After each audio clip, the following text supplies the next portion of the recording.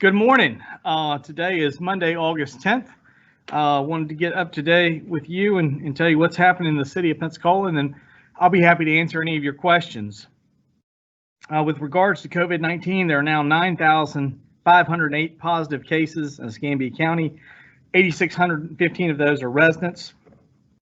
Our last state update showed 18.8% positivity rate for August 8th. This follows a 25% positivity rate and a 20% on August 7th and a 20% on August 6th. So clearly we had some positive trending in those directions, but now we've seen a little bit of a spike up. I'm not sure if this is data driven or what this is, but this certainly is challenging. However, I will say the number that we, as you've probably known, as we've come to show here at the city, the number we follow the most is certainly hospitalizations and certainly our own employees, internal staff. And what we've seen is we're continuing to operate in the green from both a fire and a police standpoint. We're kind of in the yellow for our hospitals, but I will say we are down to, as of yesterday, we are down to 187 people in the hospital. Again, this follows 193 from August 9th and or August 8th on 193 and 200 on August 7th and 197 on August 6th. So we've been kind of operating here below 200 for a little bit, or right at 200 or below. So it was good to see that number continuing to come down. Our high was at 246. We went back up, we bounced around, went up to 243. But have been steadily coming down over 50 patients.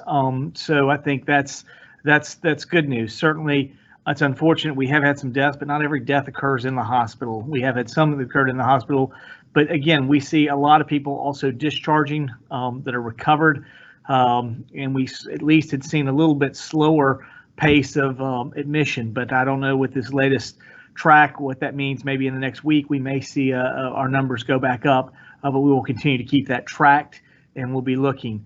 Again, I think from our standpoint, the biggest thing we can do is stay on top of what we can, washing our hands, socially distancing ourselves, and obviously wearing masks. Those things can help us, combat the virus, keep our hospitalizations down, keep our hospitalizations able to operate, ourselves being able to operate our businesses and going forth. So if we can continue to do that, that's what we need to do.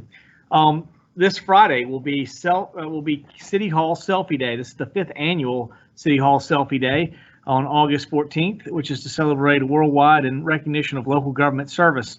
You can participate this year by taking a social distance selfie outside City Hall or any government building, then post the photo on social media using the hashtag City Hall Selfie. Be sure to tag City of Pensacola on your social media so that we can share this photo too. You can also participate safely from home this year using the hashtag City Home Selfie, along with hashtag City Hall Selfie. City Hall Selfie Day is an effort of engaging local government leaders to encourage citizens to participate in local government. ELGL, which is that engaging local government leaders, will be giving out trophies, recognition, and prizes for people and organizations that show the most pride and creativity. The new 2020 awards include Most Creative Physical Socially Distancing Selfie, Best Mask Wearing Selfie, and Most Unique Remote hashtag City Home Selfie, Best hashtag City Home Selfie with a Pet. So stay tuned at thecityofpensacola.com for our social media for more information. I certainly appreciate our team at PIO. I know they've got something set up for us. I know Keith I can see him there. I know he's working on something. So I still will be here in the morning on Friday, so I'll have to come by and get in my City Hall selfie. I may even bring my pets. So we'll have to try all those things. We will have a city council meeting this week. So the city council will be meeting. This will be their August meeting. We will go back to 2 meetings a month in September, but this will be the only meeting for August. Council and CRA will hold several meetings this week with all public participation taking virtually. City Council Agenda Conference will take place today at 3:30, followed by the CRA. On City Council's regular meeting agenda will take place on Thursday, August 13th at 5:30. These meetings will be live streamed at cityofpensacola.com/video. For information about how to sign up to speak is also available at cityofpensacola.com. So please, if you wish to speak on any of the items that are there, please go online and find out how to do that. We will be doing that, and we will be streaming all of those live. So we certainly look forward to seeing you and hearing from you then. CRA DeViller Street Revitalization Project construction for the City of Pensacola Community Redevelopment Agency. DeViller Street Revitalization Project Phase 1 from Main to Garden Street is expected to begin Monday, August 17th. This project is intended to make streetscape improvements that include sidewalks, lighting, landscaping, and traffic calming. Detours are not expected, however, expect temporary lane closures periodically. Construction is expected to be completed by early 2021, weather permitting. For questions about this project, please call City of Pensacola Capital Improvements Project Manager David Forte at 850-435-1696. Also, please remember, if you have not done so, the census, the deadline is fast approaching at the end of September. This is another reminder that you still have time to complete your 2020 census. You'll be seeing very shortly, probably this week, come out a little joint project from city and county to remind you how important it is to do the census and ask you to get your census done. Several of our council members, commissioners, and myself participated in that video, and it was a very good thing done by our PIO staff and county PIO staff. Census takers are visiting homes that haven't responded to ensure everyone is counted. If you respond online or by phone, a census taker is less likely to visit your home. So if you don't want to get visited, please go ahead and help us right now. Get yourself signed up. Our goal in Escambia County and the City of Pensacola is 80%. Currently, the City of Pensacola response rate is 64.7%, and the Escambia County rate is 61%. The census is incredibly important to determine federal funding in our community for roads, education, housing, and much more. You can complete city census today at my2020census.gov. It'll take about 10 minutes to complete, and you can do that. Lastly, there are a lot of departments that are doing amazing things here at the City of Pensacola, and we're doing it all over, and everything that we do. But there's one that is often maligned. It doesn't get a lot of credit and love sometimes. It's always the hardest, is code enforcement, but it's incredibly necessary that we have code enforcement. Nobody likes it when they come up or send you a letter or something else, but again, they're just trying to enforce codes, and we're trying to make sure that all of our codes are adhered to. Well, Steve Richards and his team do a great job out there. It's a tough job, and I appreciate very much what they have to do. But one of the things I was going to say on Christie Drive, I realized there's been a burnout house that was burnt out before I even became mayor. It's been challenging for the neighbors up there on Christie and Oriole and some of the other streets, Cardinal up there on the very northeast corner of the City of Pensacola. And I'm very happy to say that I saw pictures over the weekend from Steve that house was coming down, that the work that they had done with that had tried to help that neighborhood get that lot back cleared and have less of both a nuisance and a potential health hazard in the neighborhood. So I was glad we were able to do that. They're always a little challenging. They have to go through the process to get there. But I know that was one of the things that our team worked very hard on to get that after that burned out building, get it taken care of and secured so that the neighborhood no longer has either the eyesore or certainly the potential health hazards that building posed up in that neighborhood. So I really appreciate Steve and his team. They do an amazing job. Code enforcement is a tough position. I know nobody likes getting the letters. I've gotten code enforcement letters before. And nobody likes getting them. You just get out there and get in compliance. They're a great team. They'll work with you to get you in compliance and work with you to make you understand what it is with the code that we have that we're asking you to work with us. But I can't say enough about the work that he and his team do, and everybody out there with John and his department out there in sanitation. They do an incredible job. So we're all doing good things here at the City of Pensacola. We got a lot of exciting things happening. Like I said, in the downtown area, we've got projects that are happening, but we got projects all over. We've obviously got what's happening right now on Langley as we continue to deal with with traffic calming and new things out there. So we're doing things all over the city of Pensacola, and trying to make improvements steadily all over that we can. So that's a little bit about what's going on today, but I'm happy to answer your questions and be happy to answer any questions from the press. Sure. The first question is from Andrew McKay. What are your criteria for moving to in-person attendance at city council meetings? Has there been a legal challenge to the virtual policy?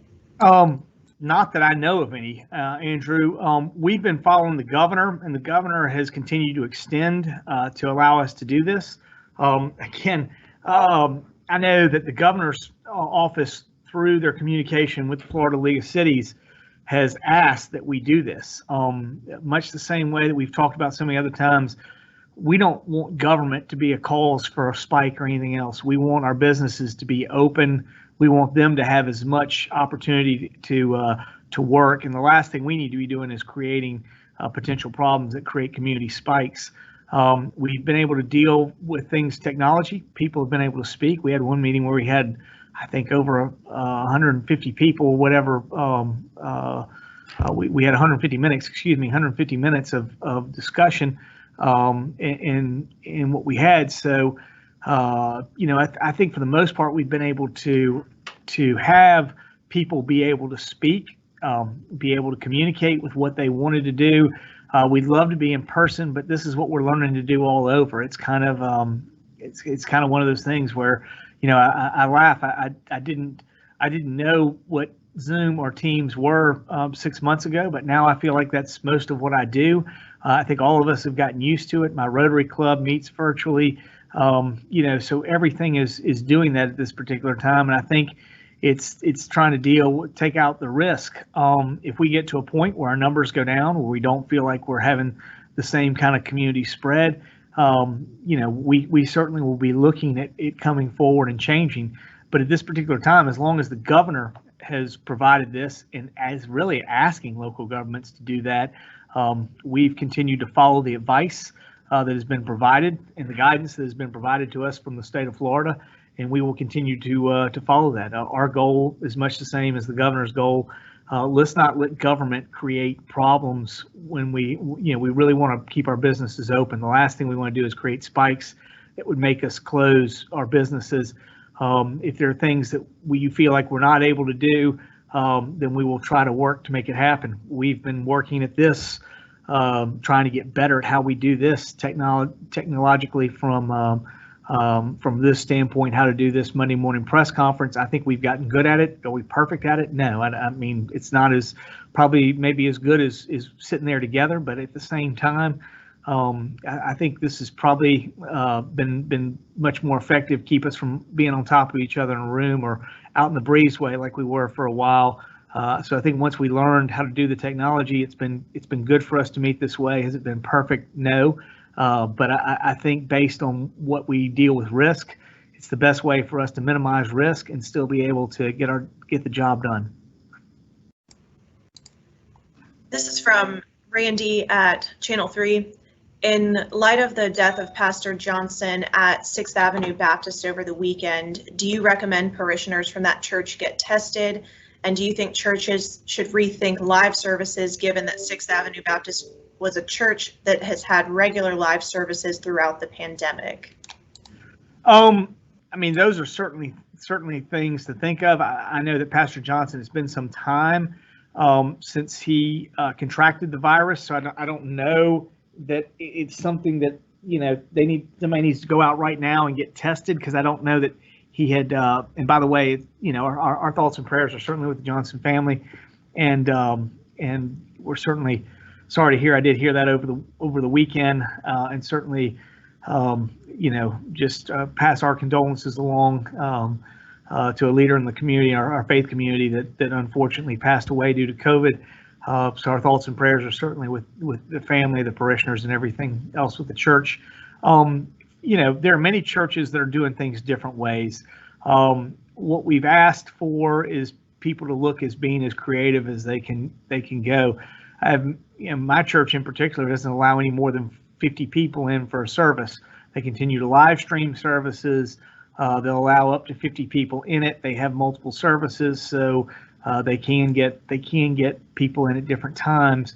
But the services I've been to, if you get 30 people, that's a good attendance. So I think it's just one of the things that everybody's trying to work with. Everybody at churches got involved with technology, and so I think it has been good. We've seen a lot of people who have attended church virtually, and if you feel that you certainly are at risk, we ask that you do that. If you're going to attend in if you're going to attend in live, I think the church needs to think about how they're going to do that with some type of social distancing or something else.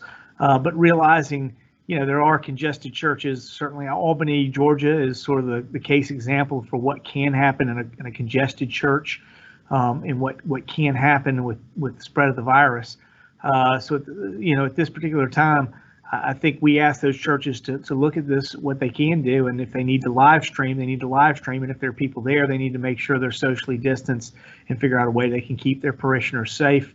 That's certainly what we ask them to do, and for the most part, I've seen a lot of them go to great lengths. Like I said, my own church only allows 50 people in, and you got to sign up beforehand to go to the service. Or you can watch it online. And I know that a lot of people, the vast majority of our church is still watching online. So, again, I think each church has to figure out how that's going to work. But I do think that's part of it. And if you are going to have live services, that you really look at how you're going to do that with social distancing. And this is from John at Studio 850. Today at City Council Agenda Review, you have proposed a public hearing on August 13th regarding stormwater assessments. Can you give us some background on this program and what the effects will be on citizens' tax bills? Keith, we're not doing anything on the assessment. I guess, is this just the notice that we are doing? We have to do to go into what we will set for this year. But the expectation is we're gonna be neutral, the same spot. We didn't increase, we didn't decrease. That's correct. I'm getting nods from Keith that is correct. So, this is the time of year we come into budget. September will be a time we set our budget. So I imagine this is probably a requirement prior to budget. We didn't increase, we didn't decrease. If you remember last year, we gave ourselves the option, and we had a lot of people come up and claim we were going to do a lot of different things. This kind of proves all we wanted was the option to look at it. We have said we're not going up on anything. We're not, other than the $1 fee for sanitation. As I said before, in this year's budget, we are not increasing in anything. We increased in our sanitation budget just because of how much trash and how much capital we're running through. It's been significant for us. I think our citizens expect that level of service. But for us to provide that level of service, we've got to be able to get the equipment that we need, the capital. All right, and this is from Jeremy at In Weekly. What are your thoughts on Escambia County's decision to forgo a mask order? It is. I just find it very funny, somewhat, where they were. They took a position that they've taken a resolution to the impact of saying you need to wear masks. So I believe Escambia County has said you need to wear a mask. It's just how things are going about. I certainly understand that they have a majority of that board that next week at this time will be having an election at this point. So I understand there are challenges that they've got to work with, and I certainly understand those things. But I think at the end of the day, they did sign a resolution that said, hey, you need to wear a mask. It's interesting. You don't have to even look at foreign countries. We can just go 15 miles to the west into the state of Alabama, and you're in a mask situation that requires it in buildings, restaurants, in retail and other things. So again, I think at this point, even Escambia County is saying, yes, you need to wear a mask. I think Escambia County has been very clear saying that. The fact that they don't want to pull up any other way that enforce it. That's the way they've looked to deal with it. We've been very, I think you've even covered it in the paper, a couple places, other stuff. We've looked at education as our means of enforcement, but I know that whenever we've gone to businesses, I've talked to Steve Richards. He's gone to businesses. I talked about him earlier and his team. They do a great job. People aren't as excited to see them, but they do an amazing job. They get out there and they've gone to businesses. Generally, Steve's position is we've never had to go back to another business. They've generally complied with everything we've asked them to do, and that's what we've been working with. So we're going to keep doing that. Our police are doing the same thing. They're working on education to make sure people understand why it's important. And so I would say from that standpoint, the county has done it, but they've just coded a different way of saying it. But they clearly, by the resolution, they're telling all their citizens they need to wear a mask, and that they need to wear a mask because wearing masks is going to be the way we can defeat this and move and stop this from community spread. So, again, I think when you look at where we've gone since we've instituted the fact that we've slowed and actually been bringing down hospitalizations, I think one way or another, in retrospect, we're going to learn so much more about this virus and what happened. But it's hard right now as we're going through it. And we really don't have a model, and we're kind of going through. But I think we're understanding better how we do that. And I think it shows once we began wearing masks and once people began wearing masks all over, we see a sort of at least a leveling off, and now a slight decline in our hospitalizations. I think that's a big part about what we're trying to do. And this is from Jim at the News Journal. On the Streamline Boats lease up for consideration by the council this week, the lease has several recitals about the company investing $1 million and bringing 45 jobs. However, these don't appear to be binding in any way on the terms of the lease. Why not? I believe the capital is there. They can't get the space up and running without that. I mean, I would check with, I'll be happy to check with legal as we move forward. But Jim, if they don't bring it up to speed, they can't get all the things done that they need to be able to do to operate in the space. I'll ask a little bit more, but I thought the capital portion was there. I don't know that we necessarily tied to an exact position on jobs. My understanding is an expectation is that they certainly want to get up to 100 jobs is where they're looking to go. So from standpoint of starting out in the 50, 45, 50 range, I'll be happy to ask Susan and see what we can do. We were so focused on making sure we had a much more of a plan for what happens if we had problems with smell or anything else, and that was our biggest focus. While we're very happy about the jobs, I mean the jobs are going to happen. If they build boats there, they're going to have somebody there to do it. So I mean we didn't focus as much on the jobs. We felt like if it was open, somehow or another the people were going to be there and they were going to get jobs done. We were much more focused on making sure that downtown was not going to be adversely impacted, and I really think the lease shows a real focus on that. And I really appreciate the work that the legal team did, that everybody involved with looking at this and working through it, and certainly the advice that came from council back in June. I think it's a much better lease. It's a much better idea of where we are going forward. I really appreciate Councilman Moore and the team, Kareth and Clark Merritt, who all went down there from the city, and went and took a look at it. So I think from that standpoint, we were looking at many of the other things, probably the ownership group and how we dealt with the smell and potential for that. That's what the lease was much more focused on. I guess we didn't put the number of jobs in there because we figured if they were manufacturing something was going to be there. And I think at this point they're looking to be at 45, but I think their ultimate goal is to get up there around 100. So we certainly don't want to limit them to what they do as they move forward. But we think it's something that can be very good for the port. The port's seen a number of things happen. Our expectation at the port is hoping to expand what we're doing with the MRO, be able to expand opportunities with people like Blue Origin and Offshore Inland. And I think we can do more of that kind of work that we see happening. And so we're excited by what we can do going forward. And that's what we're going to continue to be looking to diversify our port out there. We're even talking to some people right now about things that we can do. We've sort of put out a group of land that's on the north end that we would even move the fence line and do non-traditional port things there. We're talking right now.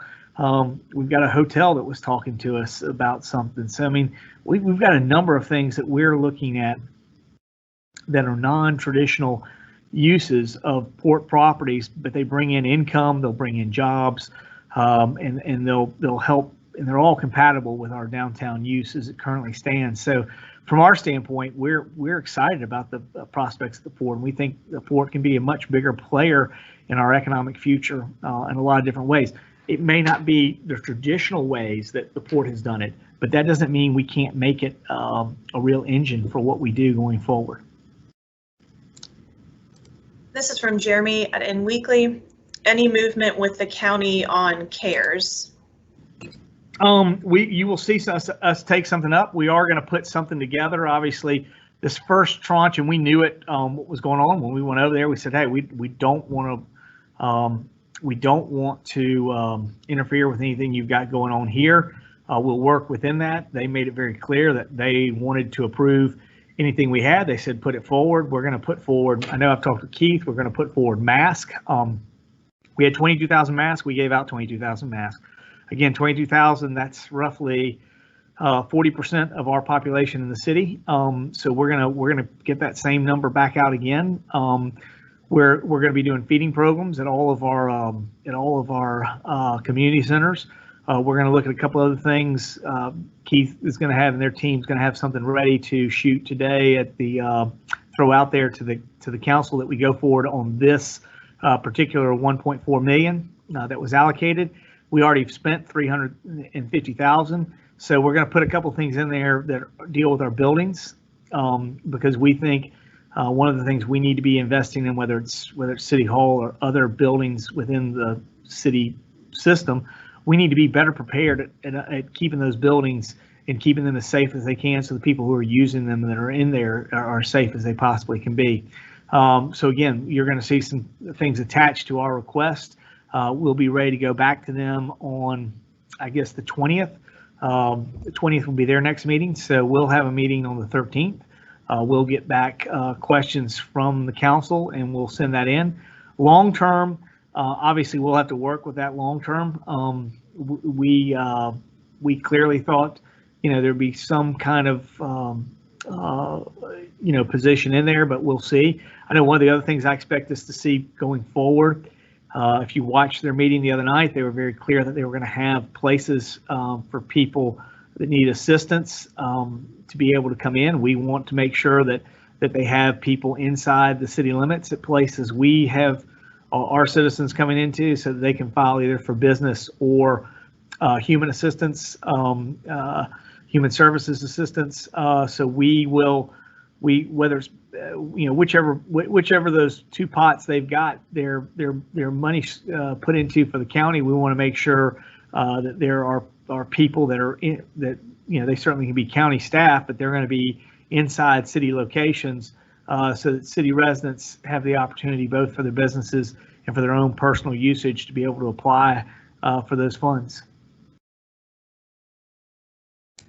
All right, and we don't have any more questions. All right, well, I thank you very much. We're excited going into another week. We got good things happening, and we'll have a council meeting. So just as we continue to move forward, we just got to get over COVID and continue to work as diligently as we can to get there. I certainly appreciate everybody's assistance out there and working with us. At least we've seen that we have made a positive position on our hospitalizations, and we'll continue to keep following those with all of our hospitals. Thank you very much for your time today, and we'll look forward to the ways we can serve you. Thank you very much.